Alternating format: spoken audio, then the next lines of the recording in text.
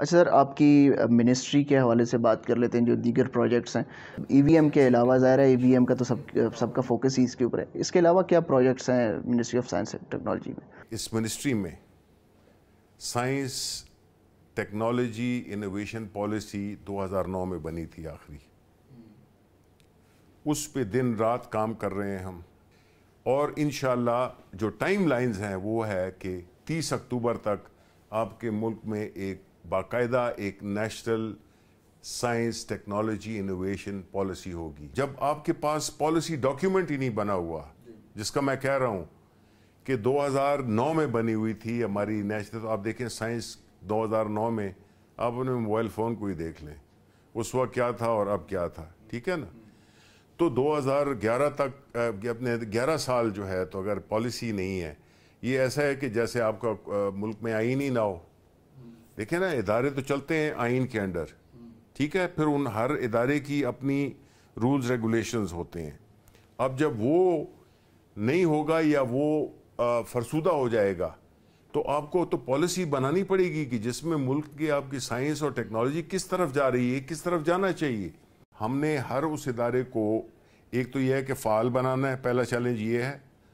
ان کے rules regulation laws ہم نے چینج کیے ہیں. کچھ ایسے ادارے تھے جن کے ہیڈز نہیں ہیں، وہ ہیڈز ہم نے مکمل وہ کر لیے ہیں. 5 ادارے تھے جن کے ہیڈز ہی نہیں تھے، ٹھیک ہے. پھر اس کے بعد یہ ہے کہ سب سے پہلے یہ کہ منسٹری میں کوئی اس کی ڈائریکشن ہی نہیں تھی کہ وہ کدھر جا رہی ہے اور کیا کر رہی ہے.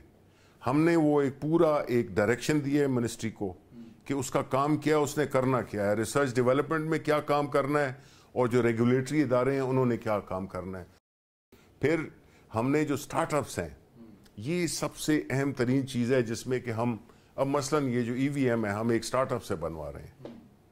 یہ کتنا بڑا کانفیڈنس ہے اور کتنا بڑا انکریجمنٹ ہے ہر اس سٹارٹ اپس کے لیے.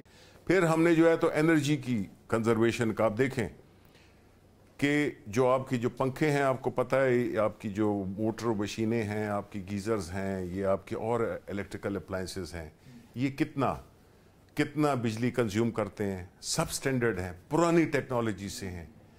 جو ٹیکنالوجی اس میں ایڈ کر رہے ہیں جس کی وجہ سے ملک کو اربوں روپے کا، بلکہ میں کہوں گا ڈالرز کا فائدہ ہوگا.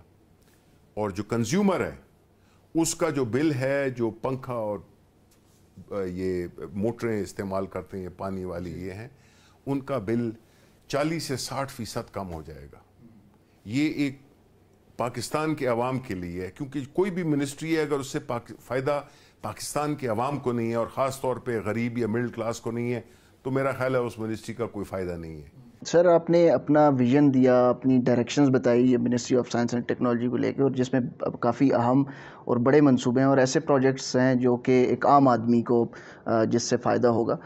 تو جو ماضی کے منصوبے تھے اس کو آپ نے اون کیوں نہیں کیا؟ دیکھیں، ہماری منسٹری کا کام سنجیدہ منسٹری ہے یہ، اور ہم نے اس منسٹری میں ہم نے سنجیدہ کام کرنے ہیں. ہم نے وہ کام نہیں کرنے جو اور کر رہے ہیں. تو اس لیے یہ رویت ہلال کا ایشو ہے، یا تو ہم اس ادارے کو بند کر دیں رویت ہلال کو. یہ ہمارا منسٹری سائنس ٹیکنالوجی کا کام تو نہیں ہے نا، رویت ہلال کا کام ہے.